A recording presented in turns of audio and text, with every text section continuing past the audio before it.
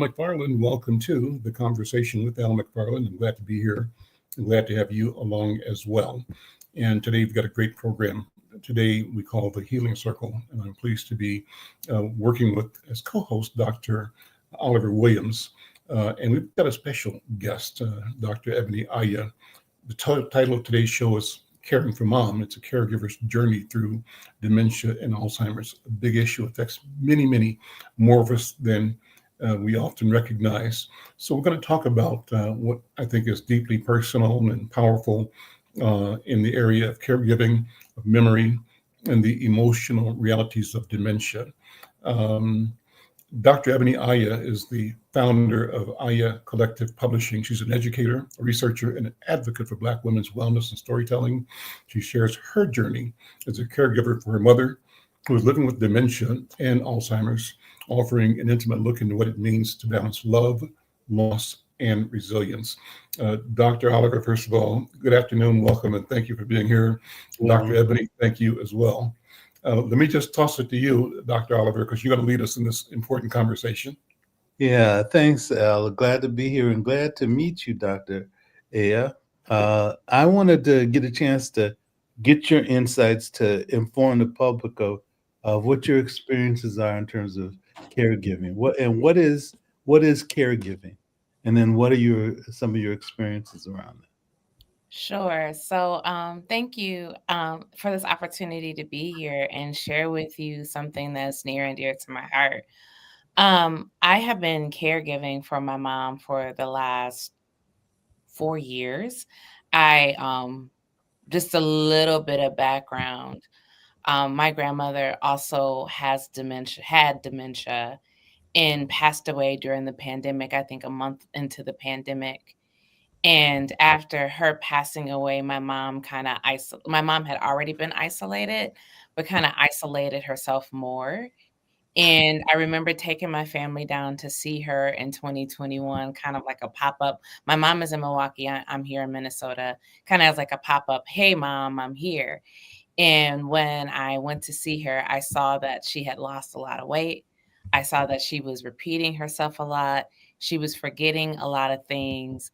And I realized that she was suffering from the same thing that my grandmother eventually passed away from. Yeah. So since July of 2021, I think I have gone home 4 or 5 times every single year to make sure that she has what she needs.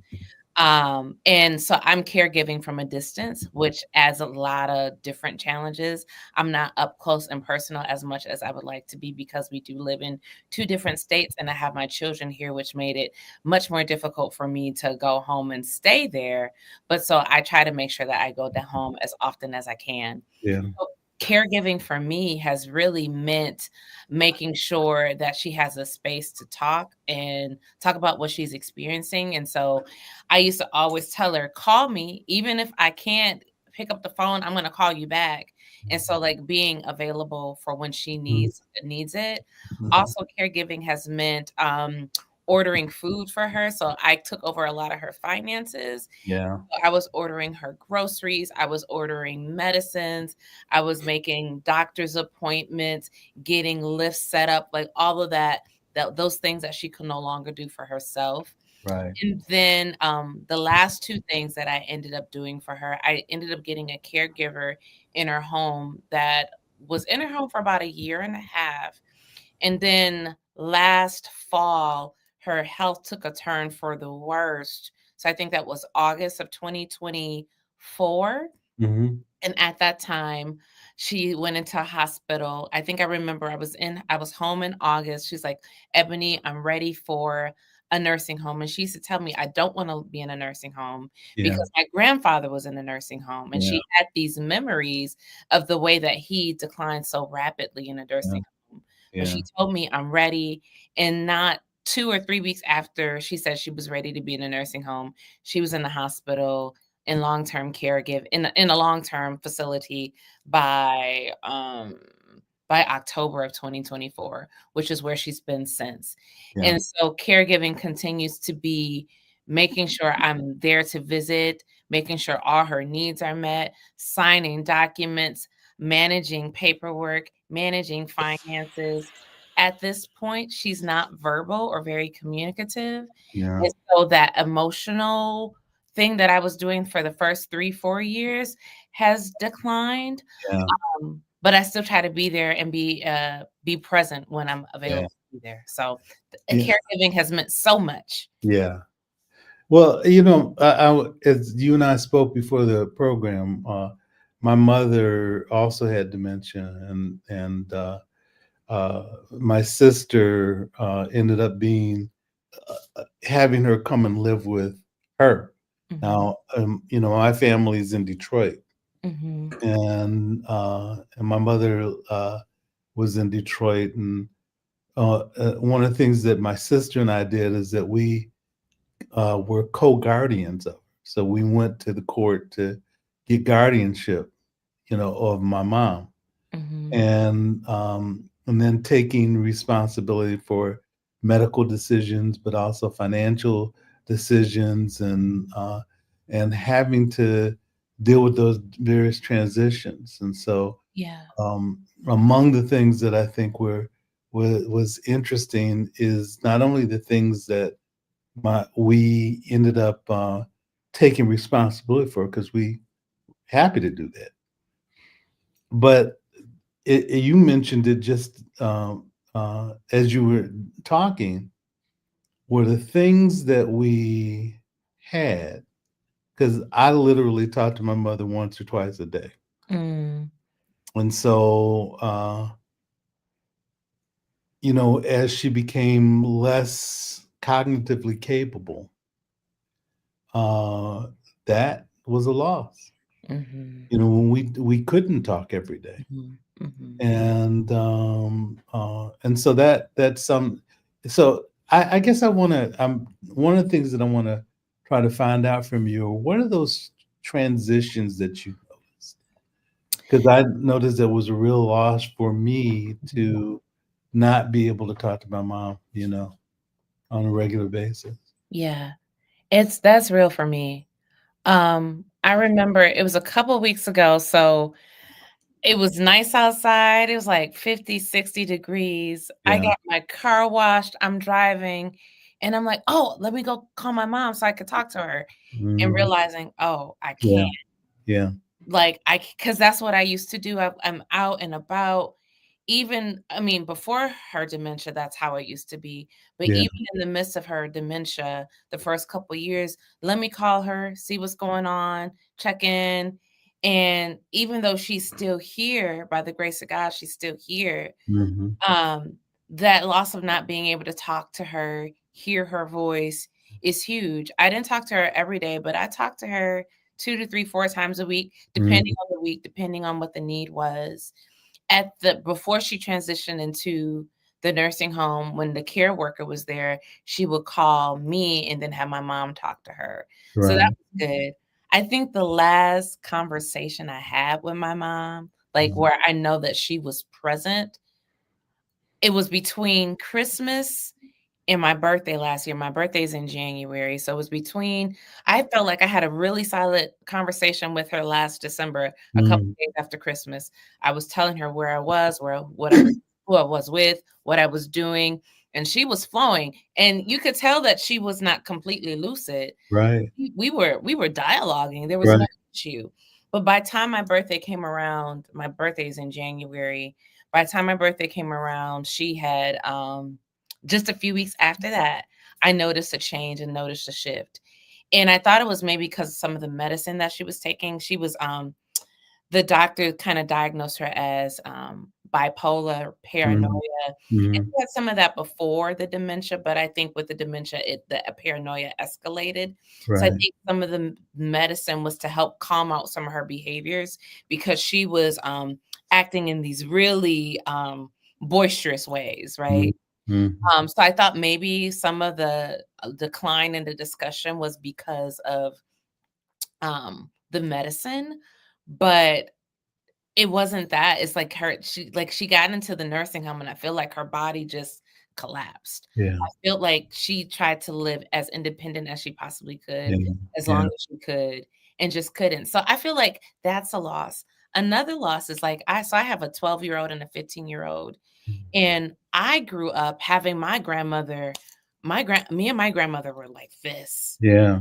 up until the time that she got dementia. My grandmother and I, our birthdays are in the same season, and so like she was the person I call for spiritual counsel and Mhm. guidance and things like that. So Mhm. another loss for me is that my kids don't get that with Yeah. grandmother. Yeah. They did spend a couple summers ago with her, and some family when I was traveling in South Africa, and Mm. my daughter was just recounting this morning. Grandma used to let me drink coffee because I won't let my daughter drink coffee. And she was like, well, grandma would take me to the store and she would let me buy coffee. And I was Right. like, that's probably because grandma couldn't tell that that's what you were doing. Right. Because you couldn't see either. Yeah. Yeah. Just the fact that even though I'm like, oh, coffee, the fact that my daughter has that memory and that Yeah. experience. And I remember reaching over to her and saying, like, remember that. Hold on to that. Hold on to that memory of your grandmother. And then I was like, do you remember when grandma used to come and visit us here? And this was years ago, like Mm. the last time she visited, my daughter was 5 and my daughter is 15 now. So that Mhm. tells you how long it's been since she's been here. I Mhm. was like, "Do you remember that? And do you remember this?" And, like, helping her to try to recollect and hold on to as many memories as she can Yeah. because she hasn't had that much time with her in the way that I have with my grandmother. And Yeah. it's not just because of the distance, it's because my mother has been in a state of decline the last 4 years, and then there was COVID. COVID took away so much, I feel, Yeah. of my ability to connect with, my mother, and then my grandmother's death also took away a lot from her, and so there's just been so many losses. Um, Time, all of the wishes and ambitions I think I have for if I know that parents usually have all these ambitions for their children, but Mhm. I think as a daughter, I had all these ambitions for my for my mother, if that's appropriate. I think Mm. I see her being this grandparent, being Yeah. able to garden, being able to do the things that she loves after retirement, and she just didn't have that. She's only 74, so Oh, wow. she's relatively young. Yeah. Um in terms of grandmothers, like, in Right. terms of, Right. and, I cherish the fact that she is 74 years old, but I also realize that she's young. There are a lot of folks out here who are living to 80, 90 years old, and I know she's not gonna have that. I know she doesn't have that much longer, and Yeah. so the time is also just a big loss for me. Yeah. Well, I had to tell you, so are you a Capricorn or are you a I Sagittarius? I am an Aquarius. I You're am 2 Aquarius. days into an Aquarius, Okay. through and through. Okay. Yeah, we in our household we're all Capricorns. And Aha. so my son, my son, my wife, and I, all three of us are Okay. Capricorns. And Okay. so but as you were talking about the gifts that you uh, uh, had challenges with in terms of learning how to transition yourself from Mhm. one stage to the next is an interesting task. And my mother had to go through that with my grandma. Mm. And my mother and my grandmother were very, very close. But you talk about the memories that you had associated with that. Mm. And with my mother-in-law had some dementia towards the end. And so my wife had to deal with that, but my son also had to deal with those transitions from losing the different grandmothers at different times of his life. Mhm. And my mother-in-law lived until she was 96. Wow. And my mother lived until she was 86. Wow. And my son got blessed in this world with my mother's prayer circle. Mhm. And so all the ladies from the church came over when he was a baby, and he was sitting in my mother's lap, and all her circle were around him and my mom. And my son is, I think, maybe about 5 months, 6 months old. He's looking around and said, "What's going on?" But it was prayer and blessing him Mhm. And, so anyway, when you talked about those various memories and attachments is real important. And with my mother-in-law too, she was a wonderful lady in Puerto Rico. And Mhm. so the visits that we went to had in Puerto Rico, and him being connected with my mother-in-law, and his, cousins and aunts and uncles were very cool, but my mother-in-law was very sweet. Aw. When Sam was a little guy, she would come and sing him these songs. And my mother-in-law was also kind of a comedian. Among the things that she would do too is she'd rap. So she'd come up with these raps and then share it with the. And so when you see people that you love and you're connected with, and you had these different transitions where you see that you have these losses, Mhm. trying to find ways to adjust to that, Yeah. and has been an interesting thing. But as we talk about the losses and the transitions, I'm also curious of what are the gifts that you've gotten from dealing with this transition with your grandma and your mom. I feel like so I'm a writer, I'm a researcher, and one of the things that when I started publishing and writing my writing when I was, in my early 20s, and my grandmother would always tell me, "I want you to come back home and get my stories, write down my stories." And Mm, I'm in my 20s. I always think I have the gift of time because I'm mm. young. I think Yeah, everybody's young, right? right. And she developed dementia when my daughter was like relatively young, so maybe a year. Hmm. And so that was what 2010. And so between 2010 and 2020, her is and it's a rapid decline, and she Yeah. ends up being in a nursing home. By the time it's 2015, her husband, my step grandfather, passed away in 2016. Mm, And even though I didn't take the time to write the stories, I was like, well, I better write what I can. And so mhm, I mhm, started writing down and trying to remember, trying to recollect as much as I possibly could mhm, from what my grandmother told me about her life, about living, about her philosophies, about her beliefs. So I mm, started doing that with my grandmother. When my mother, with her decline, I started doing a little bit more writing and adding on to some of the texts I had already produced. But then the thing that I feel like I got from my mother was the archives. So I didn't get my grandmother's archives because my mother was there to collect my grandmother's archives. But So from when you say archives, what are you saying? the pictures, the Mm, heirlooms, the Bibles, all of the mm, things that people collect over a lifetime. And mhm, so, my mother got, my grandmother's Bibles, and my grandmother's Bibles are in disarray, like, they are a mess.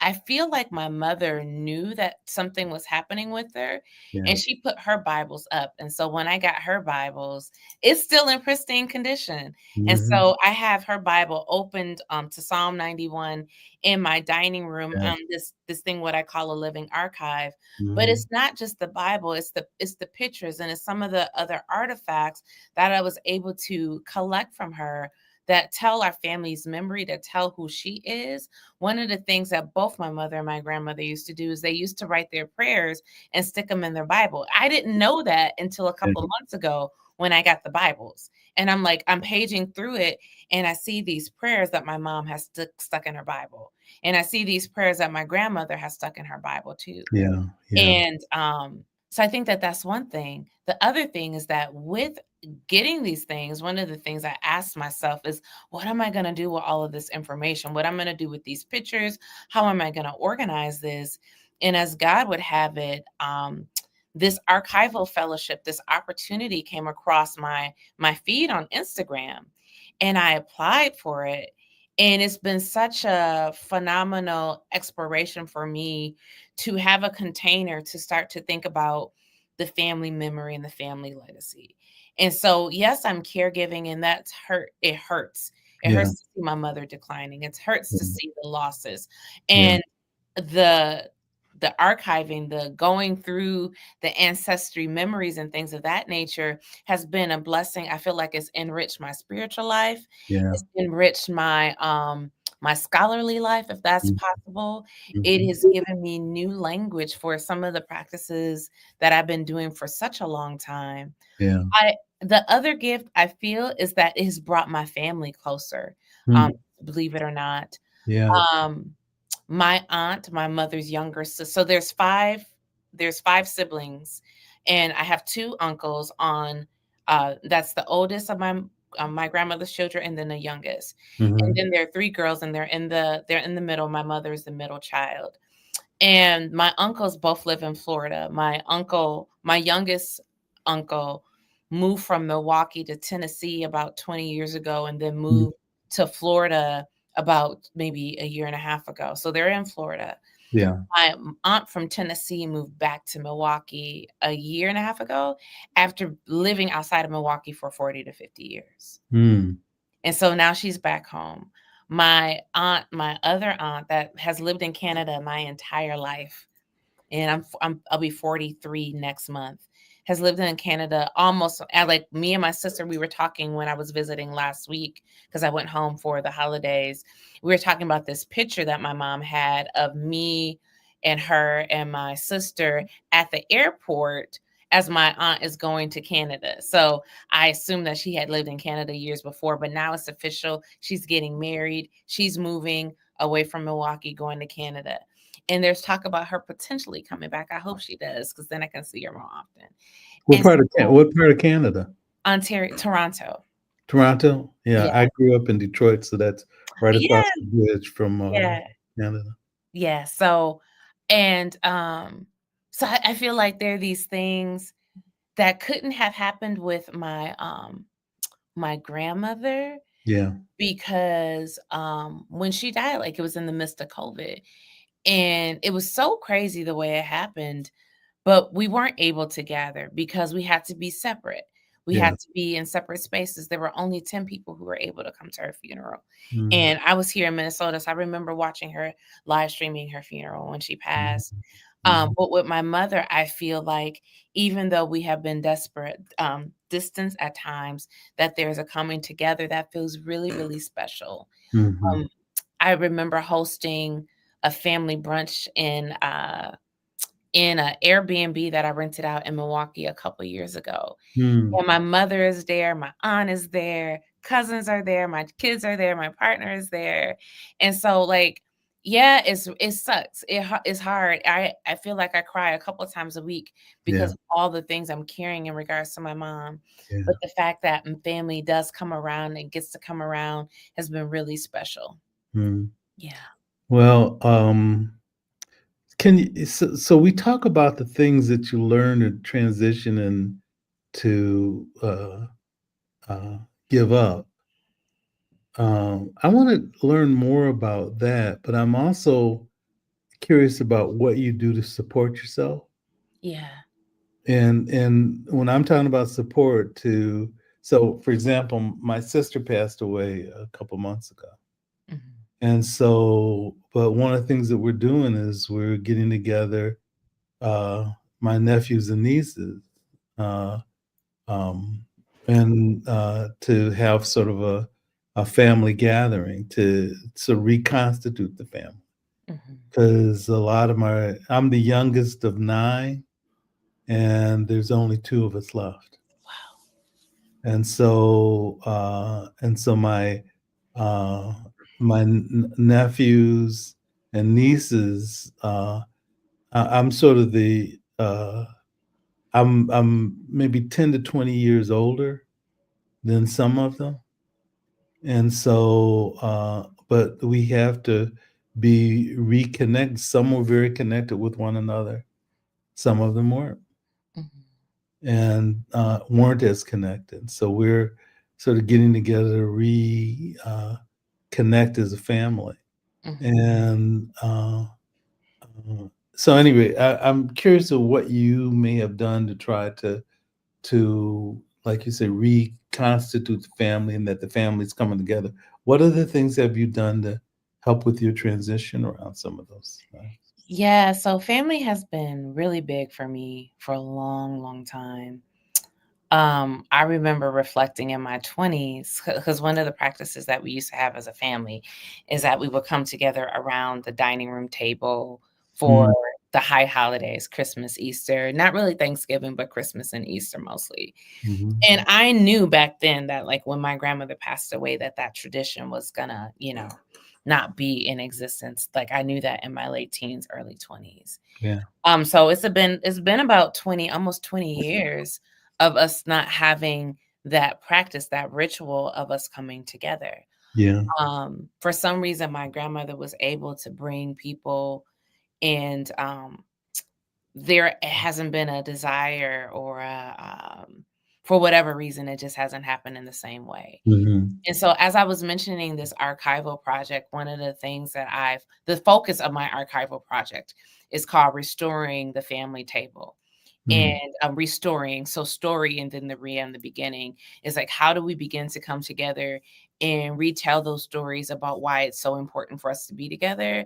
And Right. also, just remember that we have so much as a family. We have that legacy that we Mm. can continue to build upon. And Mhm. so me working on that project has been a big source of resilience and healing for me because I've been able to ask different aunts about, our history, our legacy, why we gather, why we used to gather, what were some of the favorite recipes that my grandmother used to make. And so I learned a little bit more about my grandmother in that process. Mm. Um, and I'm not sure. I don't think that the table will ever be reconfigured in the way that it used to be. Right. But I'm also of the mind, how do we move forward and create from where we are? Whether that be with blood kin or fictive kin, because, as Black people, we're really good at fictive and adding people to our family. And Right. so I'm interested in looking at like, how can it be configured, even if it's not the way it used to be with Mhm. all of the generations of family. Mhm. How do Mhm. we as Black people still gather? Right. Dementia, as you mentioned, is such a huge it's a huge challenge in America, period, Right. but it is a significant challenge for us as Black people. Right. In my family, my grandmother's mother, my grandmother, and my mother all have had memory loss. Mhm. And so for me, it tells me it's not only a family thing, but it's something that as a community that we're struggling with. You were talking about the people in your family, but there's so many people within our community who have had family members, cousins, like all of the different pieces that have struggled with memory loss. And I Yeah. feel like it's such a horrible disease because you're forgetting. You are forgetting. And because of what has happened to us, we've already been forced to forget so much. And Right. so now you are erasing total like family memories. And so there's this old African saying that when an elder dies, a library burns down. Mhm. And I feel like with this dementia, we're burning so many libraries, not just one library. We're cutting out entire institutions because we Mhm. can't track, remember all of the information because our people are forgetting. Right. Um, Well, I think so for about that. me, the I'm sorry. No, go ahead. I was gonna say, so for me, bringing back the family table has been a big source of like the way I'm caring for myself. And Yeah. there are other things too. Like I said, I pray a lot, I journal a lot. Mhm. There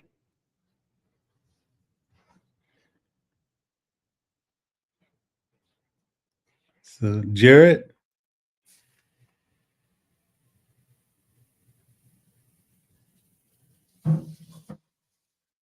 Ebony, you're Yeah. yeah, you're She's frozen. probably got frozen for a second, but that's probably a bandwidth issue. She probably come back in Yeah. a second. But while she's coming back, this is a Bet. fascinating conversation. Yeah. I'm laying in the background, Ebony, just fascinated by the movement of this conversation. So thank you so very much. You're back now. Your screen froze for a second. Yeah. Can you continue, Ebony? You were talking about the table and resetting the table. Are you frozen again?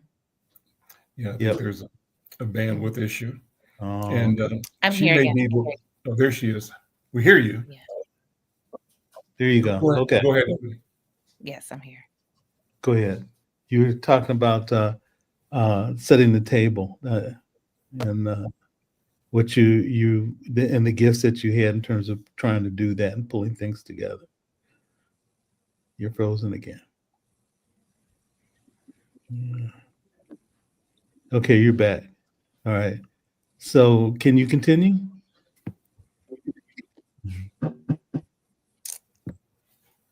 Well, as we try to get that straight, I want to think about tell you about some of the things that I remember from my mother in terms of looking at the gifts historically. And one of them was her spiritual life. My mom was, big time in into the Bible, and it's been interesting to me to watch her with her faith. Even though she had dementia, that was something that was still, an important part of her life and that she lived out. So I started to reflect on the things that I think my mother modeled for me. And my dad too. I was much younger when my dad passed away, but with my mother, watching her uh, deal with her faith in the midst of her dementia, but also the way that she sort of dealt with the family and the gifts that we had in terms of being able to uh, value her and remember her and to collectively deal with those transitions. And when Ebony comes back, I wanted to find out from her what are some of the things that she's done to be able to make connections to support herself associated with her mom's and her grandma's dementia.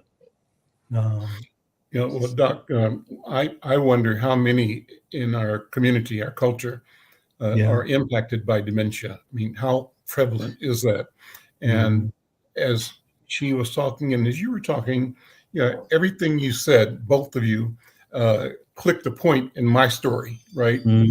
Grandma, great grand. I don't know if I was with you last week when I talked about this. I Yeah. told the story about my grandmother's sister, who Aunt Della, and I remember being a child and they had her locked up in a room on the second floor of my uncle's house, and we just kind of grew up knowing that she was not all there. We called her crazy, Right. and she was a nice person, but she couldn't be out in community, actually in the whole house, because Right. she was a danger to herself, Right. and was disconnected. And Right. so, and we kind of look at her as the extreme example, but as we grow older, we see some of her in all of us at one level or another. So that's the question I'm raising, Dr. Ebony. How prevalent is this experience of dementia in all of our communities? It's touching everybody, I'm sure. I know it's touching everybody in my family. That's what I know for sure. And it's wonderful, I think, to have this discussion so that you don't feel that you're alone, that you feel that there is a way to stay connected, a way that you can recognize the challenges that you may face because others in your family have faced these challenges, and you've maybe been part of the response mechanism, but your day is coming. Your day is coming, and what can you do to be planful so that you are not a burden on other people? So those are my thoughts. But Dr. Ebony, I see you're back. Go ahead and continue.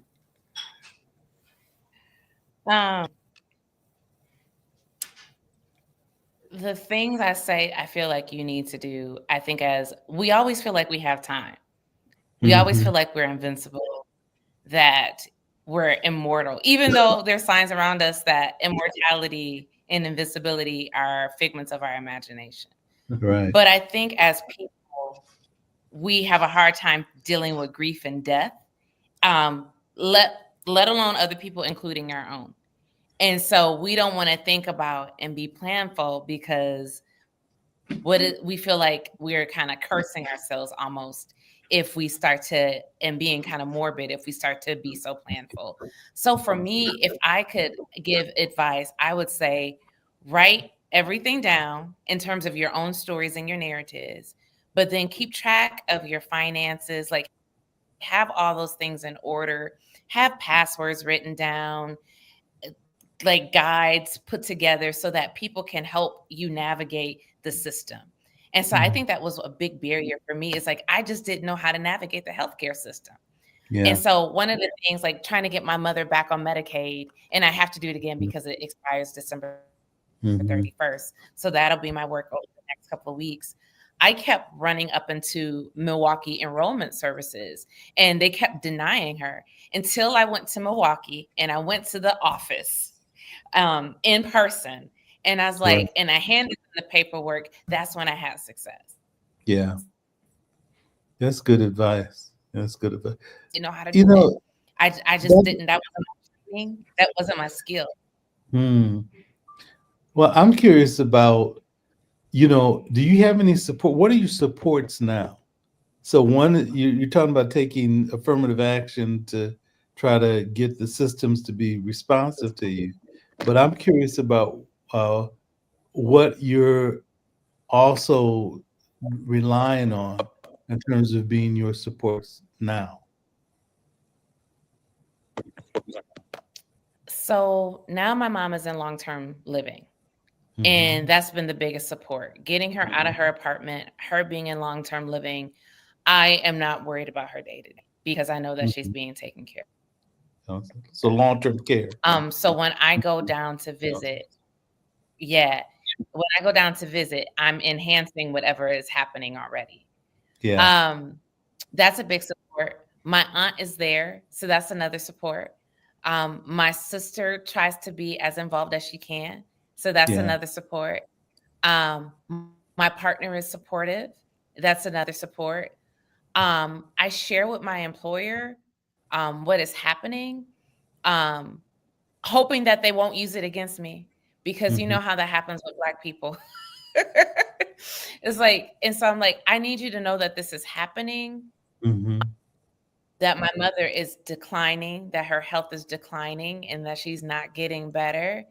And I'm telling you this information so that you know where I am, and I hope to God that you don't end up biting me in the butt with it later on. Yeah. Because I have not signed up for FMLA. I don't feel like I need it, but maybe that is a path that I should explore, especially What is that? What is FMLA? What is that? FMLA. Medical leave of absence. Okay. Okay. Yeah. And so you haven't relied on that one. But are there other organizations that are available for people that you know of, that for people who are dealing with the different challenges and transitions of dementia within the family? There is a white organization, that a dementia support group, and I'm sure they're really great. I'm sure they're great. And I joined a meeting or two, and it wasn't for me. Not because the people weren't fine, but I'm like, the challenges that I'm experiencing as a Black person, Black woman, navigating these things are similar and different. And so I don't know of Black-led organizations who are creating care support teams for people who are caring for parents. I have a lot of different ideas, and I did have an idea like, oh, Ebony, you should start one. And as soon as I said, I was like, no, Ebony, you shouldn't, because you've already started and done a lot. So no, don't do that. Find other ways. But I think that navigating the health system is something that's new for so many of us. Unless you are doing it, you don't know how to do it. And so having that support, having that network could be really, really valuable. And I wish that there were specific tools that I could give folks who are on this call. But again, my mother is in Wisconsin. And so I was navigating Milwaukee Enrollment Service. I was navigating attorneys in Milwaukee. I was navigating their, the disabilities offices in Milwaukee. And so we have different services here. that work for Minnesotans, not Yeah. for Milwaukeeans and Wisconsinians. But those were the things I had to call on. And my mother now has a social worker. When she landed in the hospital, it was the biggest blessing because a hospital social worker walked with my mom for a couple of months. Yeah. And Right. helped me get connected to different things. It was such a blessing. And now having her in long-term services and long-term care, that's also a blessing because the person who is her care provider has been doing this, not just working with people with, so the thing you, and I was having issues, but I remember, Al, you were talking about the kind of the aggression that your person had. And my mom was very aggressive. She was very, very, very, very, very, very aggressive. And she actually got kicked out of a nursing home because of how aggressive she was. And so she landed in the one that she is right now because the person that she has right now had a history of working with people who had difficulty, who were considered difficult and had behavior problems. So my mom, this quaint, polite woman in her old age, has behavior problems, which I think is the most ironic thing because my mom was so, I mean, I hate to say it, but was so kind of like mild that now she's in this nursing home having behavior problems. And she doesn't now, but like when she first landed there, she did. Yeah. Well, Thanks. I there's just want to acknowledge some of the chat comments. Nicole Reeves raised the question. You've addressed it in part. She says, have you found any caregiver options that are affordable? And then Michelle Madison said that she was a patient advocate for her best friend's mother who was diagnosed with severe Alzheimer's and dementia. And she said that when she visited her, she noticed her folding a blanket up like a baby. She took her a doll, soft doll, the other day, and she was delighted. And she goes on to say she was kissing and hugging the doll. The nurse said she loves it. You know, that kind of experience she's sharing with us. What do you think?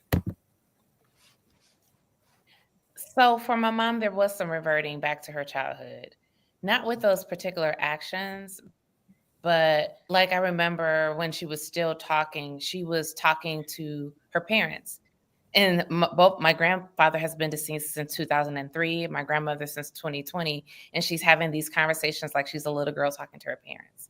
And so I think that there was some reverting back to that for her, even though she didn't exhibit those particular behaviors. She also would talk a lot about growing up, we owned dogs. My dad has dogs still. And when I was in elementary school through high school, we had dogs. And so my mom was exhibiting a lot of care toward wanting to care for the pets that were in the home. So that's another thing that, you know, like even though she hasn't had a pet in over 20 years, she was exhibiting a lot of concern and love for the pets that were there. You talked about affordable healthcare or caregiving options. And so my mother was on Social Security. And so I went through the disability services in Milwaukee County to find out what she could afford. And because she didn't earn that much money, I think she only gets like $1,500 a month in SSI. And so the caregiving options, like the county's going to make up the rest of it. At least that's the way it works in Milwaukee. I assume it works the same here in Minnesota. And Minnesota actually might be better than Milwaukee or Wisconsin.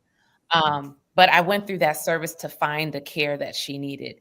And so I had to submit her bank statements. I actually had to put my mother's, I don't know if I can say this, but I actually had to put her life insurance policies in mine.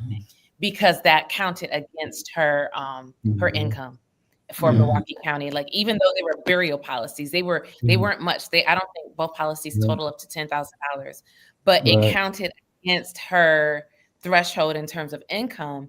Okay. And so I had to put them in my name, even though she's the insured. That makes sense. Which was crazy to me because I'm like, don't people get to die in peace? Like you gonna count that against them? But they did. They really did. So, but if you go through the county, if the different services, you'll be able to find out what things your loved one can access that are affordable.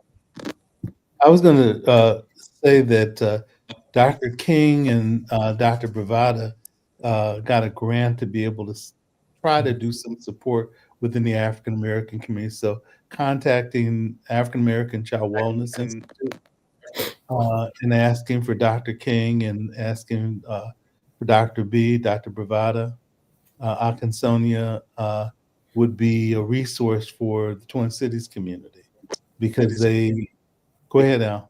No, that's it. I was going to say the same thing. That would be a great resource for you, Dr. Ebony, both just to get information, but also you have so much information to share. And I think that your voice and experience and just viewpoints, your analysis would be of benefit to the entire community. So you had that impulse of getting a group together. Maybe this is the group that you should be a part of and help form to connect with other people.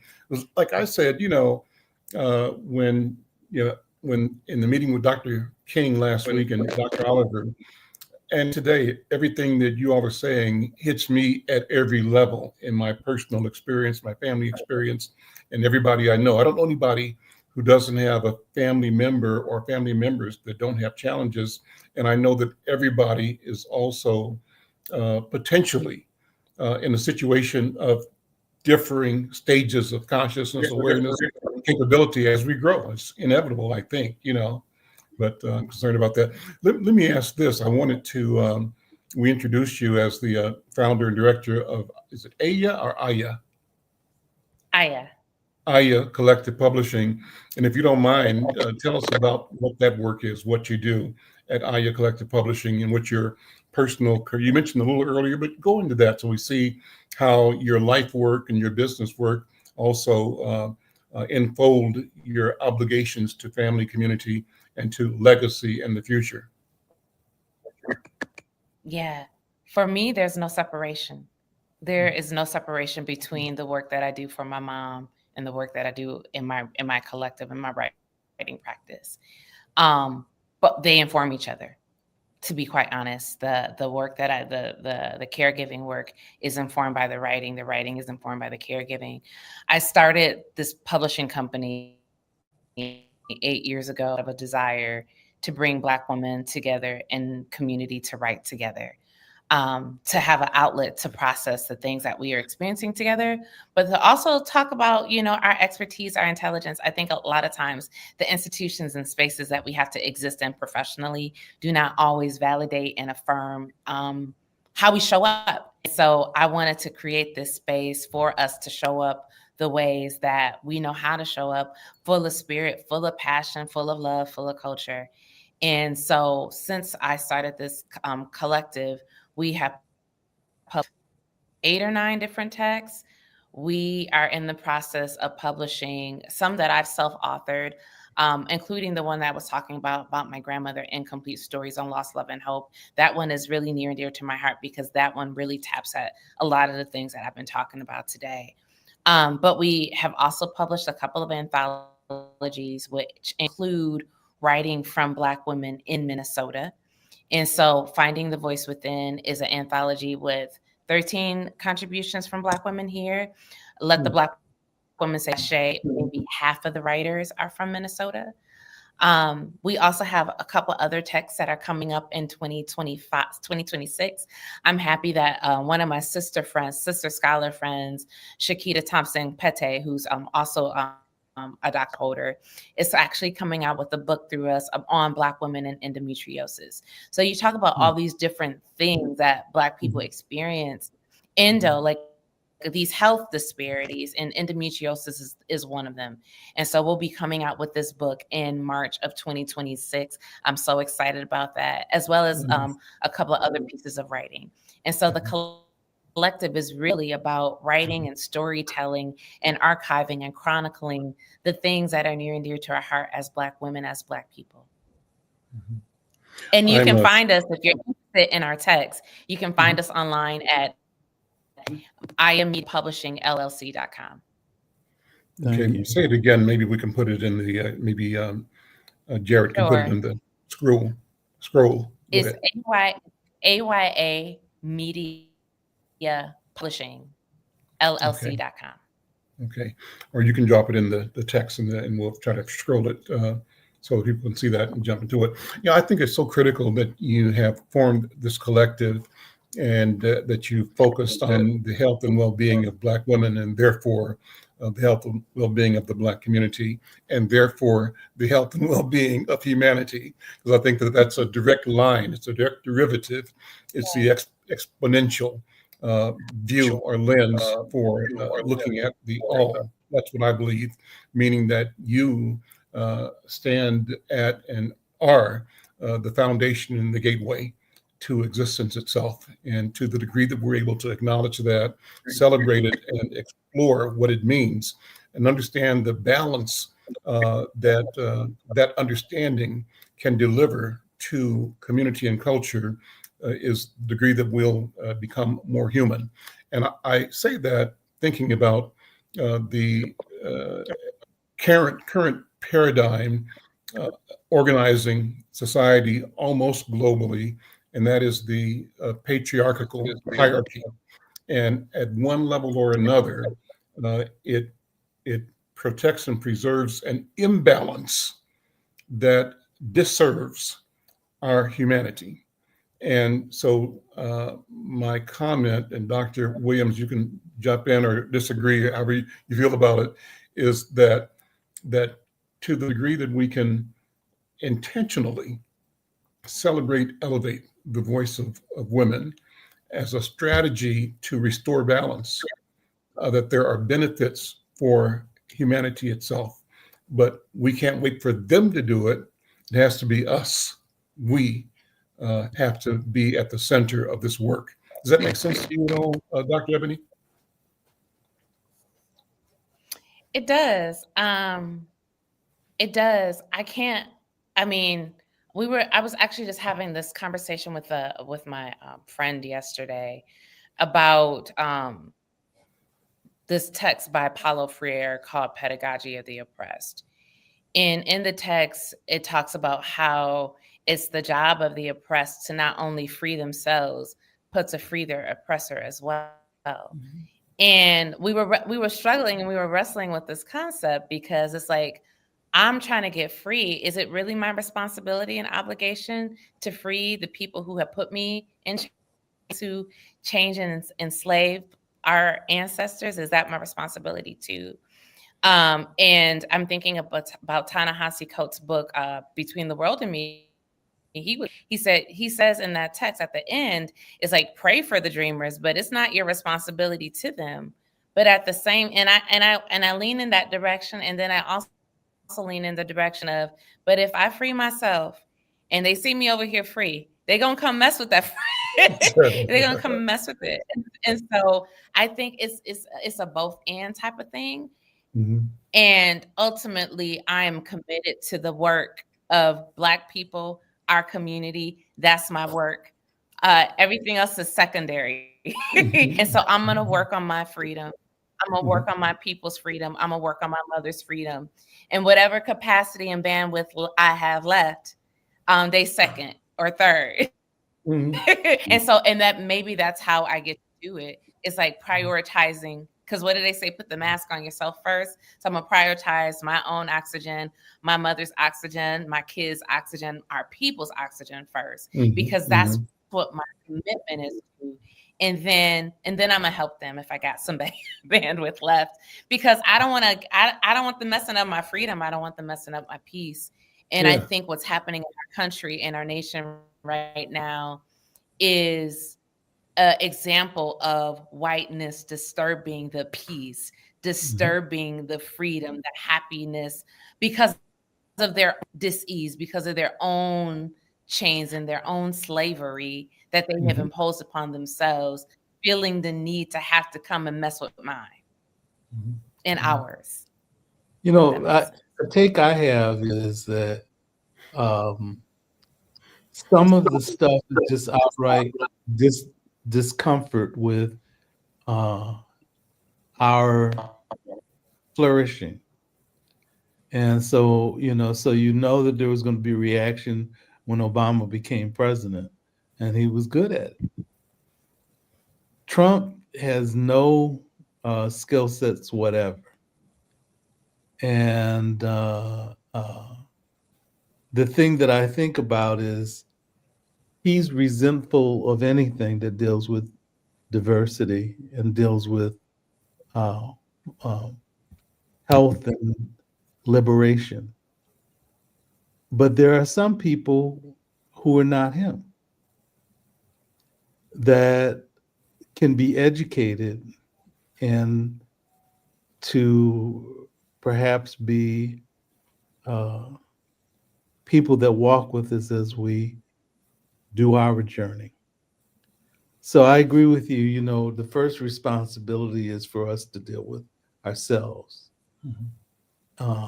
And then, but I think there's something that helps us if we help people who are ignorant and are open to learning to be informed. And then they can walk with us too. I mean, this is one of the things that's been interesting given what's going on in this administration. There's some people who are silent about his foolishness, Trump's foolishness, but there's some people who challenge it, and we've got to have more people challenge this foolishness that's going on. And I just wanted to say this before time is up. With your work, Dr. Aya, the thing that I think that would be great is if you could help people, um, learn stories of women who are going through this, transition with regard to family members and men too, if you have room for that. But hearing stories of women as they transition, because I know a lot more women do it than men. And if you could end up collecting those stories about how they've dealt with it, dealing with the gifts, but also dealing with the challenges and things that they learn in the process. And, when you were talking about sometimes losing the library, one of the things that I think about is living in the times that we're living now. One of the things that I try to reassure my son is we've been here before, and we have to keep putting one foot in front of the other and not letting this disturb our peace, because we've been here before. But those are lessons that I learned from my dad and lessons that I learned from my mom. And in the midst of this foolishness, we have to help younger people recognize that we've been there before, and we made it through. And that's one of the beauties of, I think, being a Black person in the United States and other parts of the world. Dr. Ebony, are you familiar with the work of Ikwe Arma? Have you seen this before? I'm not. Check it out. And this is one of his signature books. And here's another one. The one that you reminded me of is a book called, two books. One was called The Eloquence of the Scribes. And it was about writers and organizers and documenters, right? What the duty is and what the passion is. And I think you fit in that mold. And the other book that got me excited about him was called Wat Nut Shemsh. I think I'm saying it right, but that's in hieroglyphic or ancient Egyptian language. And it means the path of companions. And the companionship he's talking about is the collective. The movement as a collective, and what you're doing just reminded me of what I was reading and how he organized a group called Per Ankh Publishing. And Per Ankh means House of Life, right? And they've created a writing team, a publishing team like you have, that organizes the ability for independent writers to collaborate and bring their ideas and their work to the market, but not be exploited by middlemen, by the systems that exploit and downpress creatives for the advantage of people with the money? How do you share? So I just throw it out to you. Check them out, and love to talk more about your publishing work and some of your titles in the future. Yes, I hope to. And I just want to say thank you for this opportunity. And Dr. Oliver, I think you have incited what the next anthology is going to be about. So thank you. Very good. Thank you. And thank you both. I'm Al McFarlane. We'll see you next time. Take care. Bye-bye.